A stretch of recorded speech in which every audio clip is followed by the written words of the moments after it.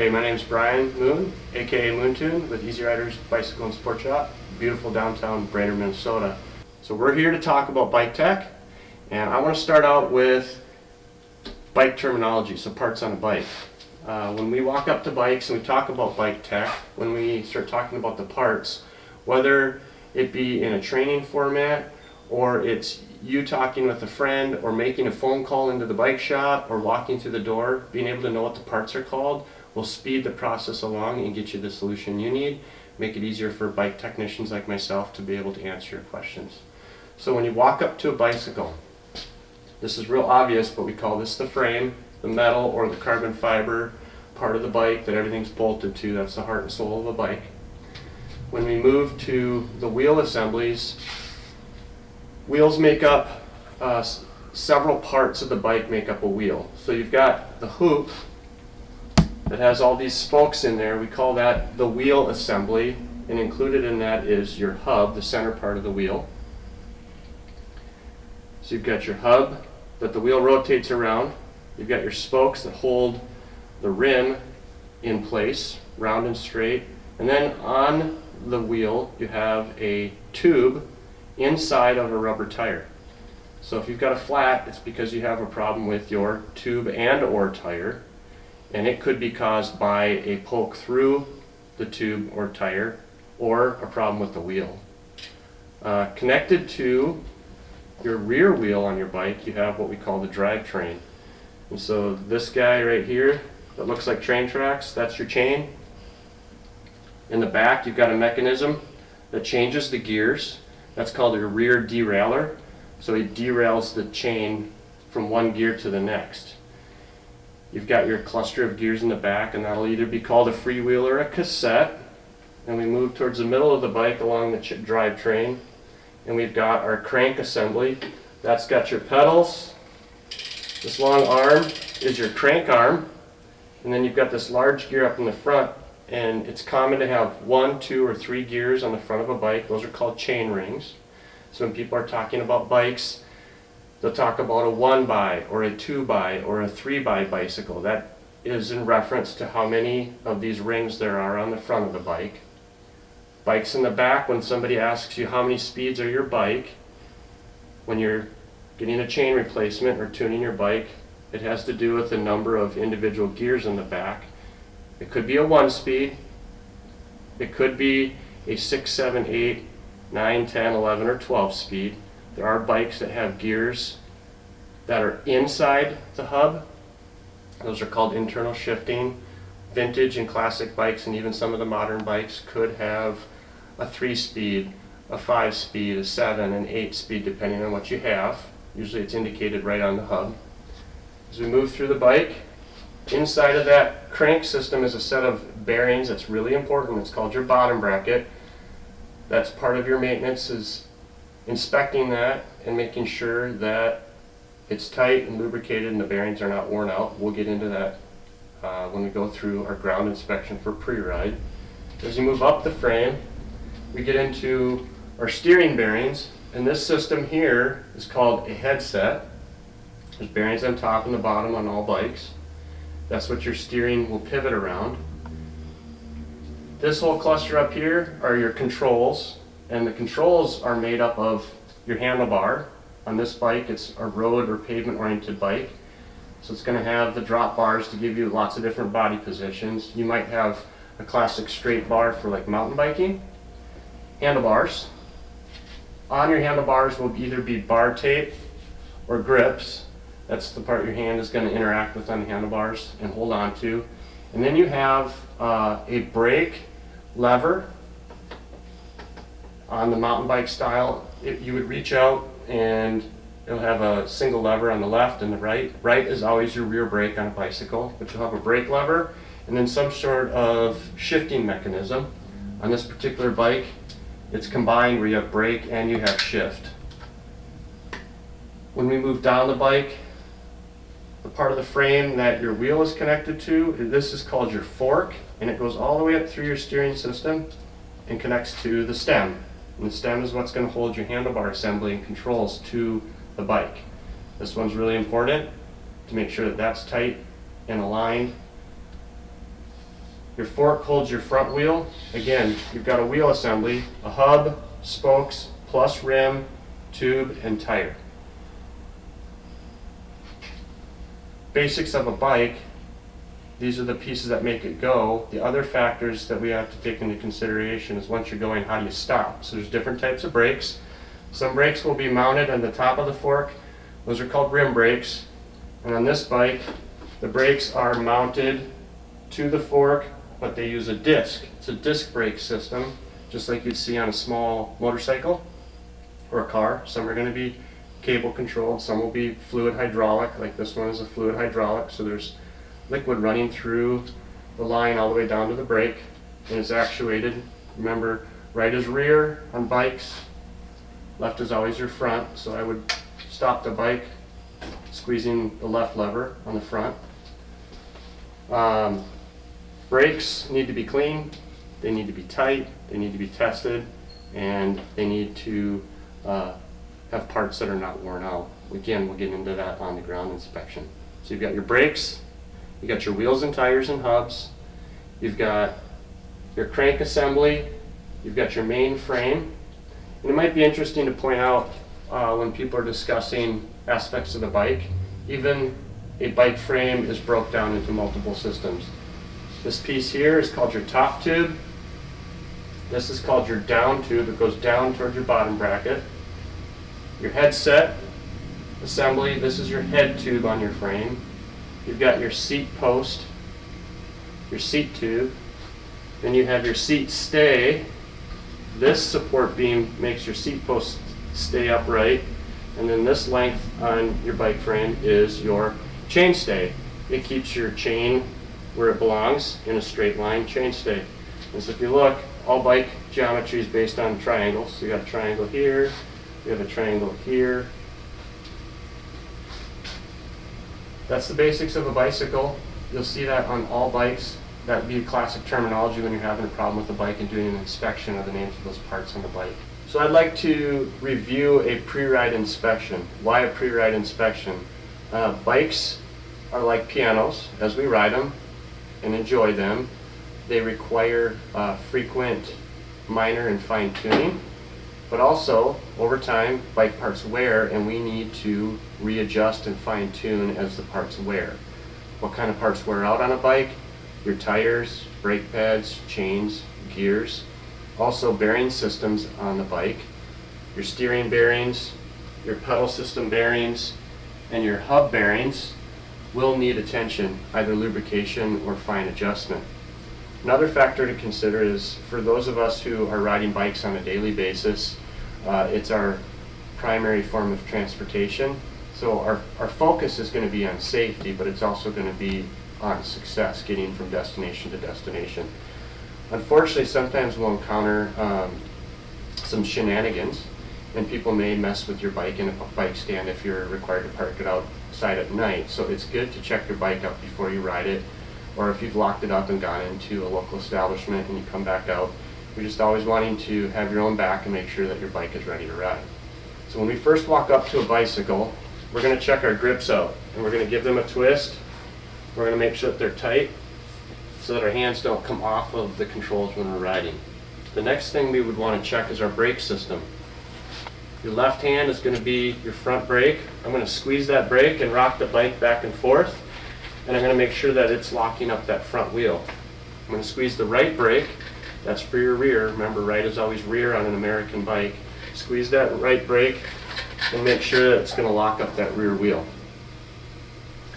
I'm going to give the handlebars and controls a good firm tug to make sure that my handlebars are tight inside the steering stem on the bike. That would be the hardware up that looks like and appears to be holding your handlebar on.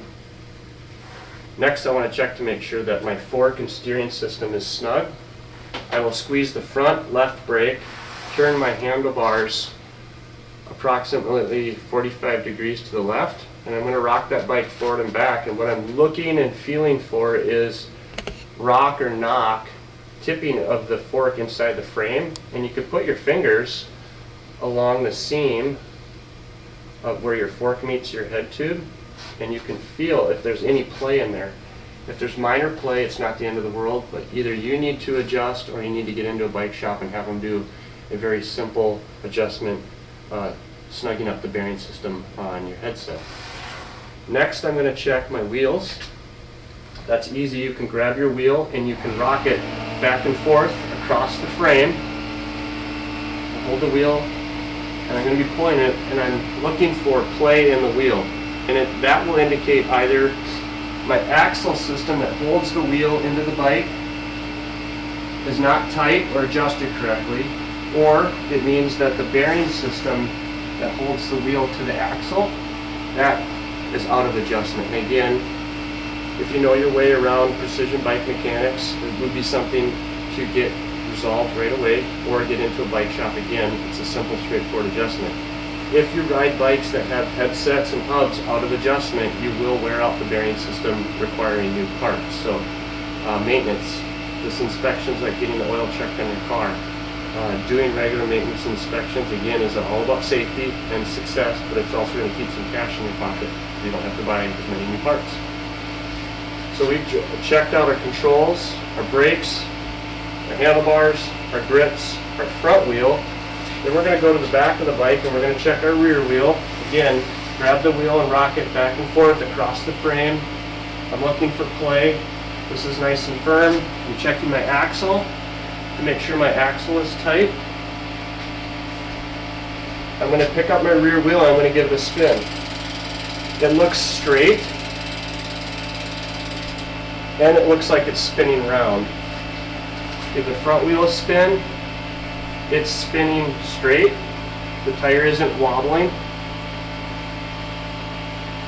And as I'm watching it, it's spinning around. It doesn't have a pop in it.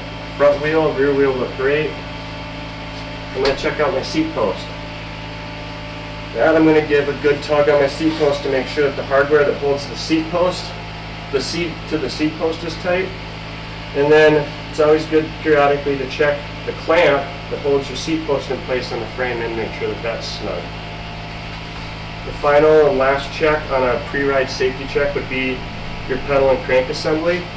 And that, just like your wheels, you position your crank arm in line with your seat post tube, and you can rock that in and out from the frame to see if there's any play in the crank arm or in your pedal system.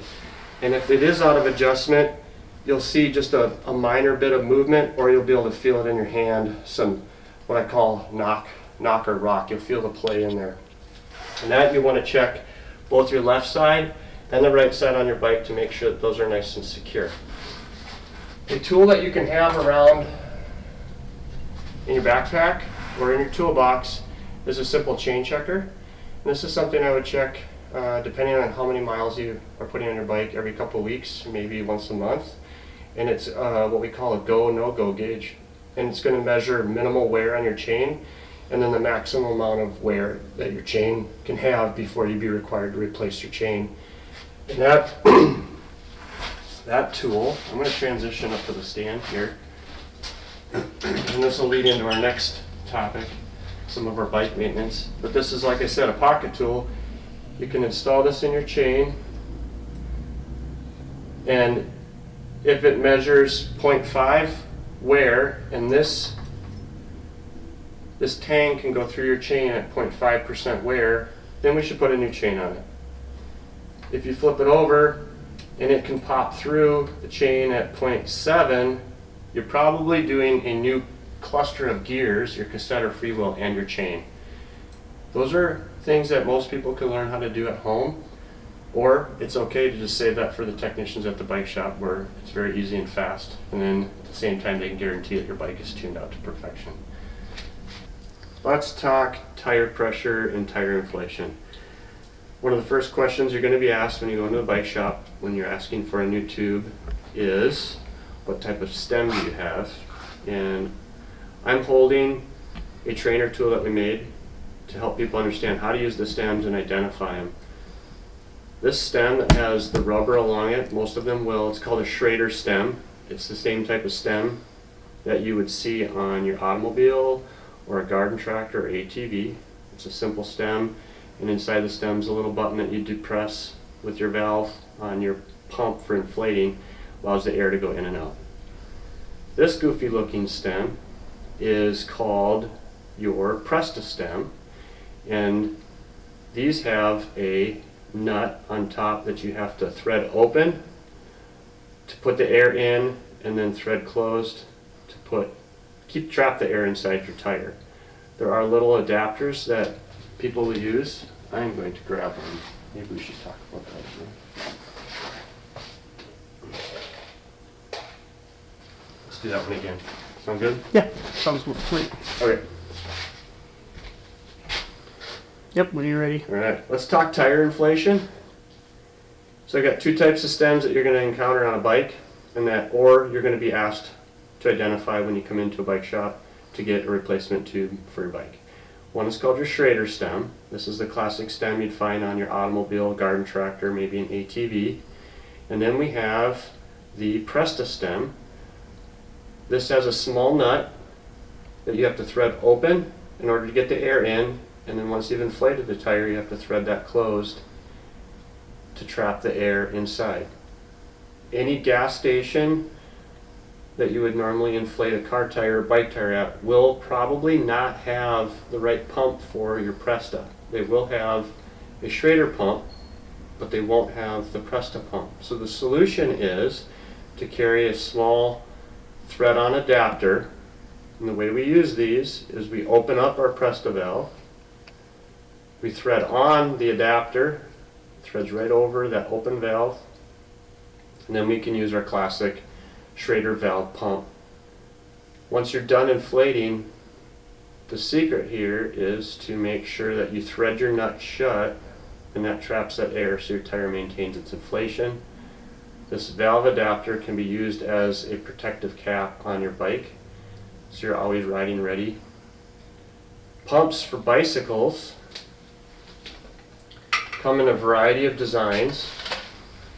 This pump is designed for both high pressure or high volume. High volume meaning large mountain bike tires that are 2 to 5 inches.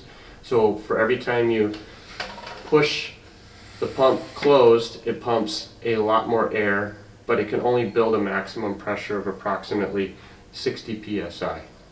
Whereas the high pressure system in here, you can flip that over and it's able to build pressures in excess of 120 psi or even higher, which you'd find on little skinny road bike tires for speed bikes. What's really cool about top quality bike pumps is on their head unit, they'll indicate both the Presta and the Schrader, so it'll work on both styles of stems without having to make any changes to this stem. I can run this on my friends' bikes and I can pump up their Schrader stems, and then I can switch over.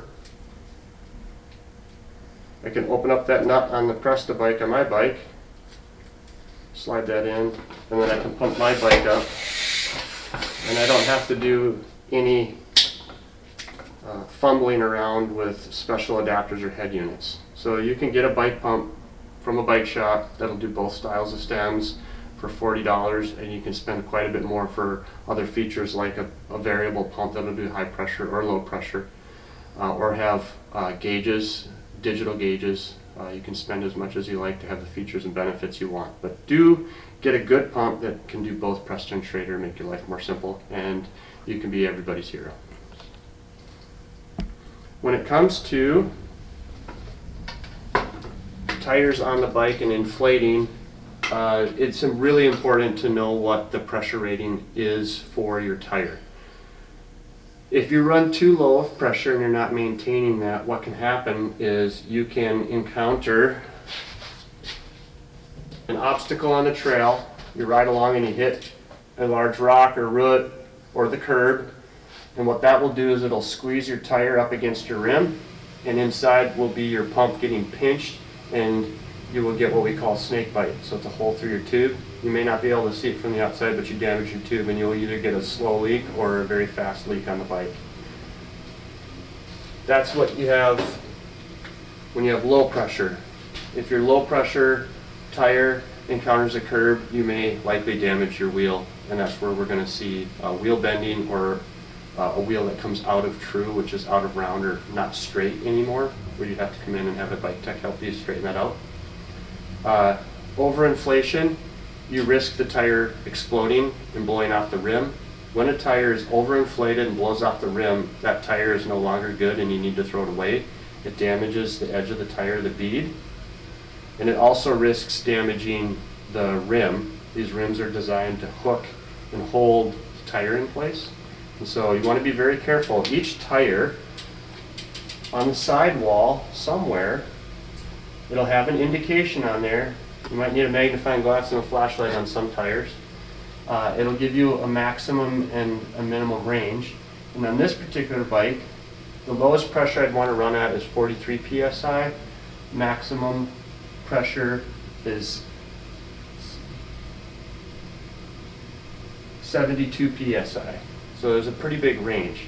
The moment when you're going to put air into your bicycle, you're going to want to pull your stem cover off. Obviously you've identified what type of stem you have. This is going to be your Presta stem. You've opened that nut up to be able to put air in. And then I want to identify the tire pressure limits. And on the sidewall somewhere on your tire, it'll tell you what your max and min are. You're looking for PSI. And on this bicycle, some of them are really hard to read, so you get a flashlight out or magnifying glass. My minimum pressure on here is 43 psi. My maximum pressure is 72 psi. So as long as I'm inside that range, I'll be theoretically okay. 42 psi, 43 psi is going to give me a nice cushioned ride. Should be really forgiving. If I go up to 72 psi, it's going to be very firm. I'll feel that in my back, but I'm going to be able to zing along on the trail really fast and enjoy the benefits of a very efficient pedaling bike. Another thing to look for on your bike is direction of rotation. So this tire is installed and it's intended, based on this tread, to always be rotating this direction. So I know that this wheel is on straight. Front wheels sometimes can be flipped left or right when they're being installed. You want to make sure you get it on the right direction. You also want to make sure that whoever put the tire on read the tire and made sure it was installed correctly. Sometimes bike tires are designed to run one direction on the back of the bike and the opposite direction on the front. So just pay attention to that. And then before you inflate the tire, we want to check the beading. The beading is the sidewall. There's a little ridge along the bead of the tire, and I'm going to sneak in front of the camera here. On every bike tire there's a bead line. It's this little ridge that goes all the way around, and it's used as an indicator to make sure that that tire is beaded or seated evenly all the way around the rim, and that's what helps that tire run straight and helps to identify that that bead line, this is the rubber bead. Some of these will have metal and others will have fibrous material inside, but that's locked into the rim so that the tire does not come off your rim. We're inspecting our bead line around the bike. This tire is inflated, so I can give it a spin, and I'm looking to see that I can see that rubber ridge all the way around, and it's got an even gap between the outer edge of my rim and my tire. We call that concentric. We make sure that's even all the way around the whole rim, and if I give it a spin after I've inflated it, my tire doesn't have any wobble and doesn't have any bounce. So we go back and we do our inflation. I'm doing a tire pressure check. Here I have a Pro shop gauge. It's got my PSI right on here. One side works with Presta, the other side works with Schrader. I opened up my nut on my Presta stem, put my pump on, and right now I'm at 43 psi. And I can build pressure, and I would creep up on it. Sometimes people will just grab an air compressor and they'll slam air in there and they'll go way past the maximum, and then you can have an explosion.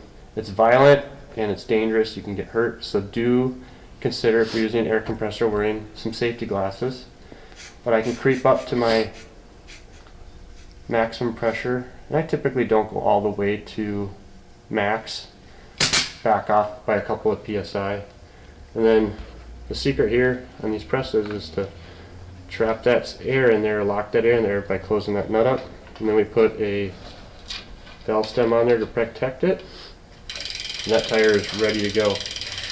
Checking air pressure. Again, pre-ride you can do your calibrated thumb test. At least weekly you should be putting pressure into your tire. Tires just lose air over time.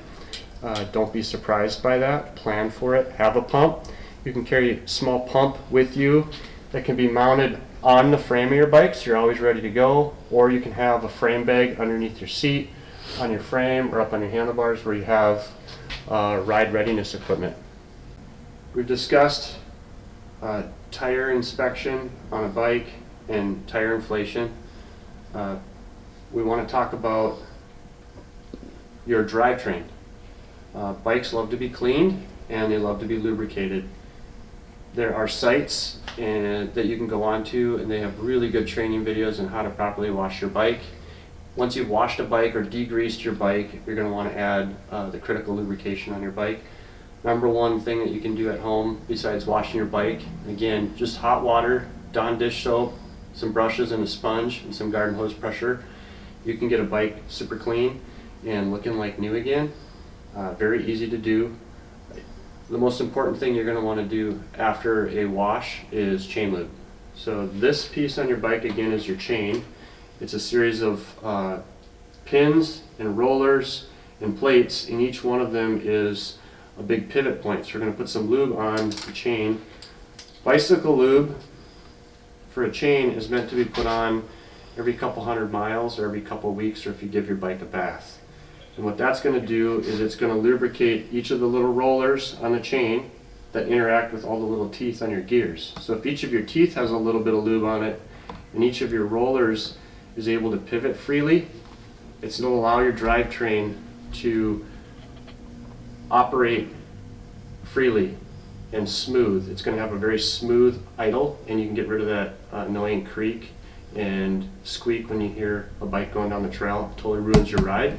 It'll also prolong the life of your parts because they're not grinding against each other. The way chain lube is intended to be used, we have these really great applicator bottles. There's a small little tip on it. Shake that chain lube up, and on each one of the little roller pins you're going to put a drop of lube. Some people will take a red marker or a Sharpie black marker and put a mark on the chain, and then they'll just slowly pedal backwards or roll the tire backwards until they get back to that spot. So let's say I start right here, and they'll just roll backwards until they get back to their mark. Or some people will just have their friend hold their bike up, and then they'll pedal one full lap, get lube on each one of those rollers. And once you have lube on every single one of those pivot points, you can then pedal your bike, and it's going to deposit lube on all the teeth on each gear and spread it around on your chain. And then you shift it through all of your gears, all the way back up to the top again. And you've lubed your chain. You can get the same thing accomplished by going for a quick ride around the block and run it through all of your gears. Chain lube. 2 weeks, 200 miles if you give your bike a bath. So when it comes to ride readiness and being prepared when you ride, there's some essentials we like to review with every one of our clients who are riding these awesome bikes. The number one thing to take care of is yourself. So please do wear a top quality helmet. Helmets are not all created equal. This particular helmet has extra layers of protection built into it for minimizing traumatic brain injury. Any helmets that you're shopping for that have a yellow circle that says MIPS inside of it says that that helmet's equipped with a membrane that moves and allows your head to keep gliding. So if your helmet hits an obstacle and stops, your head is allowed to continue to glide and minimize your brain from being jarred. This particular helmet, produced by Trek, has what we call wave cell, and so that is a compression layer that's built into the helmet. Those layers that are engineered to absorb impact, they glide against each other, they lay down and flatten out, and they compress. And that again is like a shock absorption and allows your skull to keep moving even though your helmet's stopped. they're figuring that these helmets are 50 times safer than the helmets we've had for the last 30 years of cycling. So a worthwhile investment. We've got clients here locally that are still biking because they bought a quality helmet, and we're grateful they're still with us. So put a helmet on your head. Biking, a lot of times people say, hey, I don't go fast, I don't need one, I've never worn one. Biking accidents are more commonly going slow, so the fall is awkward. And one of the most common injuries we see are hearing loss when we have a hit to the side of our head. So these are designed to protect the front of your head, sides of our heads, and the back of our head. If you go into off-road scenarios, shop for a helmet that's got extra coverage that comes down the back of your head. Point being, helmet on your head. The modern helmets are equipped with brackets that you can put on your helmet, and you can incorporate lighting systems into your helmet for nighttime riding. You can even have rear lights mounted on the back of your helmet. Lights, so that's the second thing we talk about with riding ready, is have a helmet on your head and lights that are always on day and night. A lot of people are like, oh, I don't ride at night, I don't need a light. We put these on so that the people driving cars see us. So these give us a mile of visibility out in front of a car. They were going to pay attention to us, and science says and tests say that it gives us 3 foot extra space, safety bubble around us when riding in shared space with traffic. So get a light on, red light in the back, white light on the front facing forward. It's the law. You have to have either reflector or lights. If you don't have lights on but you do have reflectors, sometimes local law enforcement will pull you over and say, hey, it's hard to see you. Go with the flow, be nice, try to cooperate. They care, they want you to ride, stay alive. So get some lights on you and on your bike. Next we move to hydration. So sip your way to the finish. Have some water on your bike in a water bottle holder or on your back. There's different ways to carry hydration packs in a backpack or a fanny pack, but either way, about 12 to 24 ounces for an hour's worth of biking. Stay hydrated. We figure half your body weight in ounces daily sipped throughout the day, and then for every hour, 12 to 24 ounces you would add on to that total amount of riding. When you're out on the trail, things happen, like flat tires, broken chains. So we encourage people to ride prepared by riding with some sort of inflation system. In here I have a CO2 pump system, so I can use a CO2 cartridge to quickly fill my tire back up. On my mountain bike, I carry a CO2 system plus a convenient small little hand pump that fits in my bag. These pumps can be mounted on your frame behind a water bottle holder, so you always have the ability to check up your tires and pump up your tires either on the ride or pre-ride during your inspection. Inside of our bag or pouch on our bike, we have some sort of tire lever tool.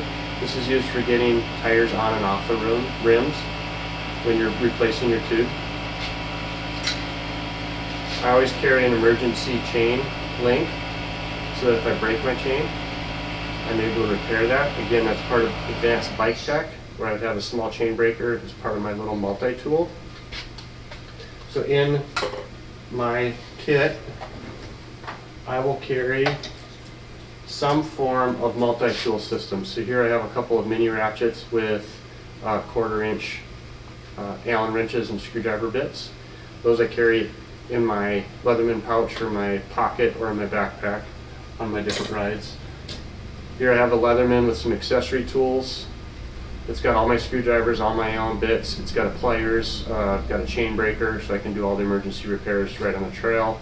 Or a lot of times these are tools I would use every day in the bike shop. So find tools that you love to use, practice them before you go out on the trail. So if you're going to get a flat, carry a tube. So inside this pouch on my bike, I have the tube that fits my bike. At the very least, be the rider who's prepared and has a tube. Even if you don't know how to put a new tube in your bike, someone like myself will come along and we would be able to help you right there on the trail, and you can continue to ride on to your destination. On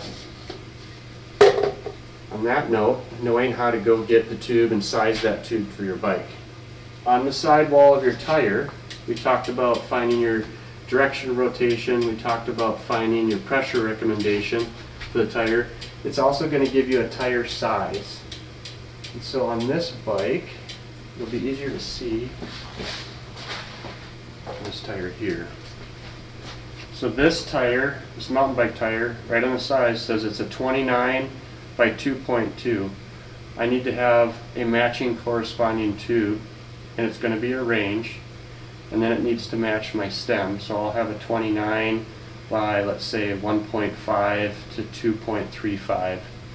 So my 2.2, that's the width of the tire, fits inside that range, and I can carry that with me on my bike. Here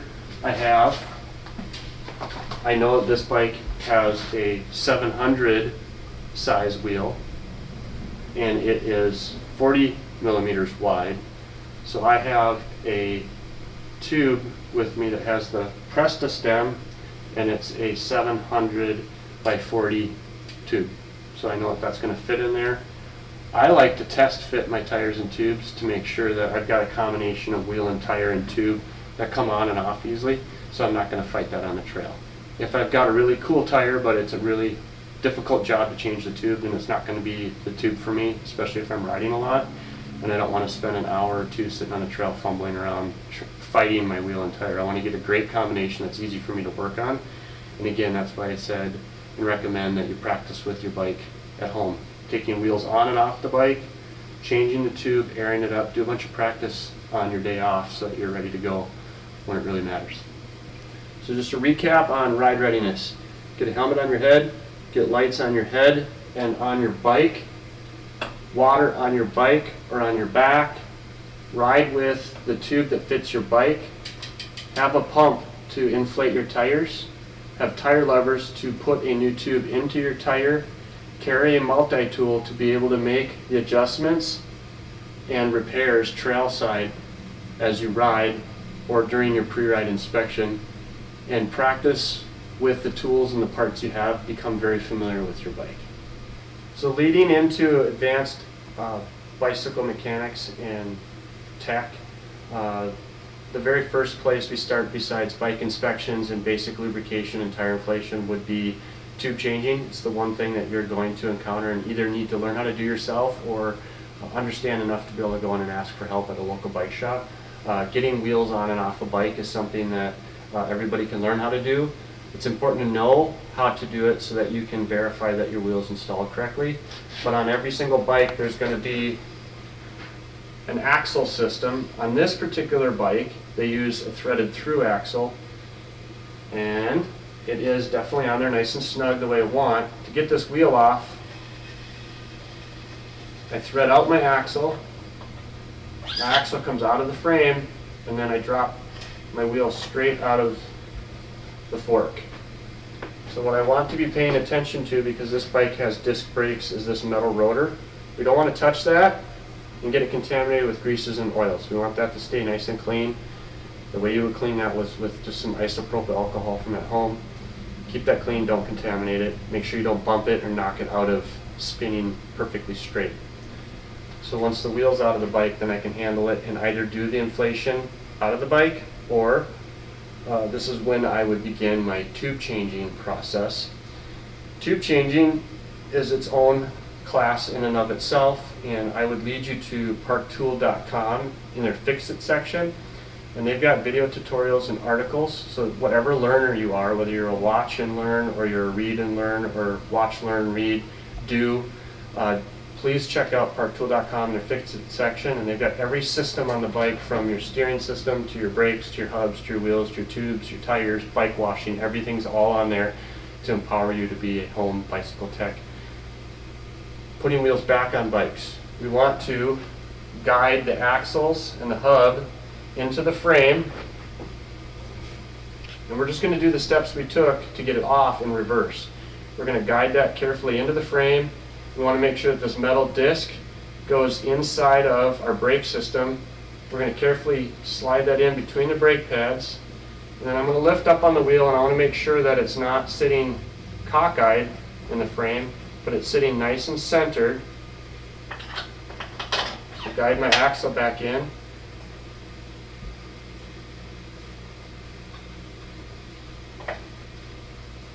And I'm going to thread that guy in until my lever's nice and snug. I'll give my wheel a tug test side and side. There's no play. Give it a spin, and I'm making sure I don't hear or see any contact between the metal disc and the brake pads. Pro tip for getting a wheel off of the back of a bike: you want to shift into your highest number gear, which would be the smallest gear. So in this case, I'm in gear 1 now. I'm going to shift all the way down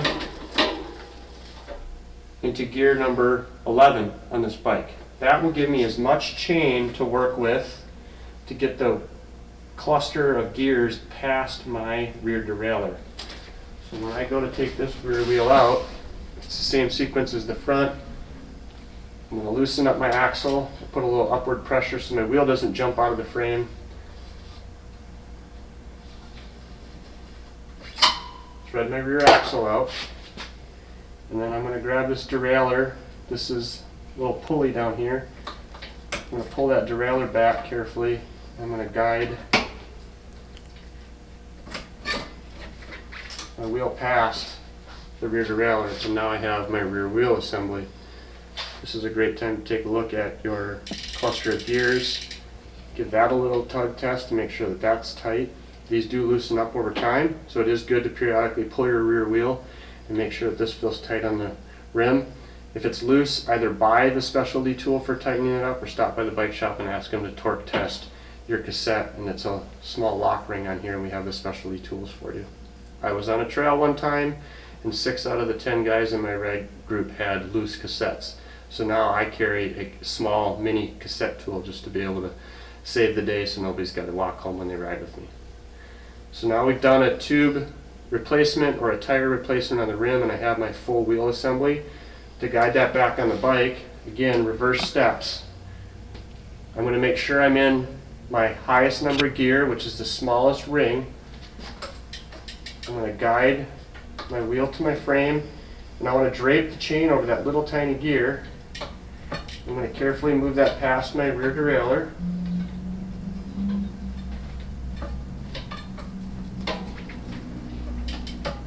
This is something to practice.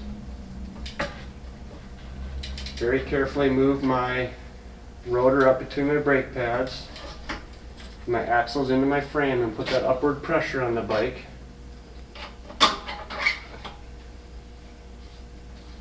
Get my axle started. I'm going to thread that in. Threads tight. Make sure I don't have any play in my rim. Give it a little spin. It's centered. Rolling nice and straight. And then I'm going to very carefully begin to pedal the bike. And if I was off at all in my setup, it's going to recalibrate, line the chain up with the appropriate gear. So on bikes equipped with rim brakes, when you're doing an inspection, you're making sure that there's an equal gap on either side of your brakes and that your wheel is spinning perfectly round and straight, and that you can squeeze the brakes and that it will stop without your lever having to squeeze too close to your bars. There's a little trick here getting a wheel on and off for a repair or a tube change.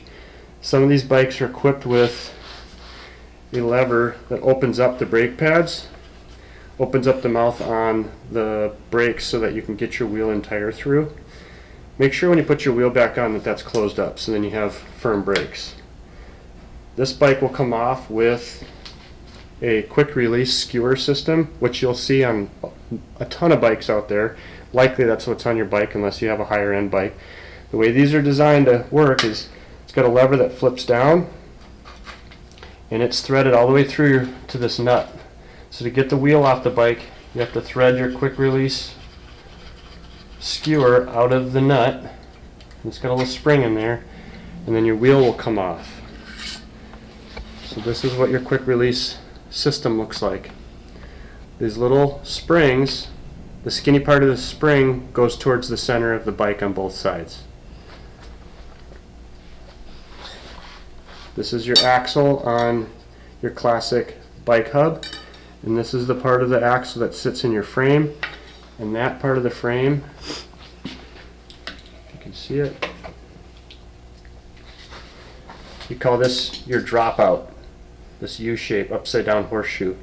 We want our axle sitting centered on both sides evenly in the dropout when we put our bike back together. So now, when you go to reinstall your front wheel, this is one of the things besides stems that we have to train people on every single day. So I've got my axle inside my wheel, my nut on with my skinny part of my spring towards the center of the rim. I'm going to guide the wheel axles into the dropouts.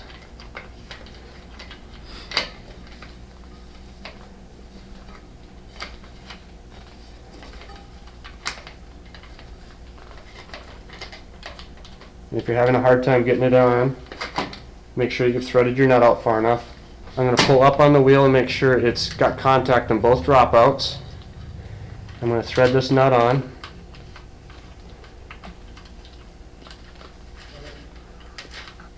And I'm going to check with this lever. I want there to be pressure when this lever is about 90 degrees or straight out. I want to feel some resistance on that. So when I go to close it up, it requires some firm pressure on my hand to make sure that that's locked. So the wheel is all the way in there, centered and straight, and that this won't loosen up on me when I ride. One of the recommendations we have is it should require enough effort that when I push on it to close it, I'd have a little bit of a white mark on my hand, a little witness mark. We tell people to always do their quick release skewer straight up or straight back, so that it's not a hook to grab onto grass or string or something when you're going down the trail. A lot of people like to align it with their fork so it looks sweet. That would be your quick release skewer. Installation and setup. This is one of those pieces to check before your ride, is to make sure your axles are tight or your quick release levers are tight. And then how to get your wheel back on. On the rim brakes, make sure you close those brakes back up that have that feature so that you've got good firm brakes. Ready to ride.